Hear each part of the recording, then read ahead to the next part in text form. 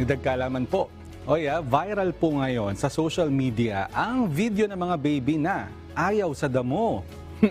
Bakit kaya karamihan po sa mga baby ay umiiwas sa damo?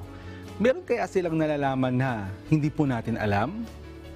Well, ipinaliwanag naman po yan ng mga siyentipiko at simple lang ang kanilang paliwanag.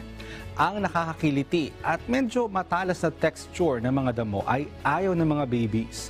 Minsan nga po kahit tayong matatanda na, hindi po natin gusto yan. Pero dahil sa kanilang sensitibong mga balat, takot ang mga sanggol na umapak sa mga damo na ipinaliwanag naman po ng mga eksperto. Pero ang mas malalim na dahilan, skeptical o nag-aalinlangan ng mga sanggol sa mga halaman po in general. Ang mga sanggol na edad 8 buwan ay nagpapakita ng pag-iwas umano sa mga halaman kumpara sa ibang mga bagay.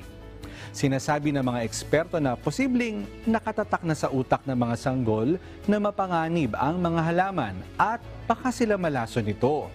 Likas daw sa mga tao ang umiiwas sa mga bagay na sa tingin nila ay mapanganib, lalo na po ang mga sanggol.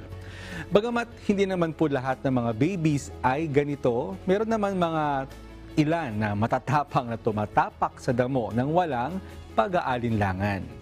Sana po may natutuhan kayo at laging tatandaan, mapalad po ang tao na nakakasumpong ng karunungan at ang tao na nagtatamo ng kaunawaan.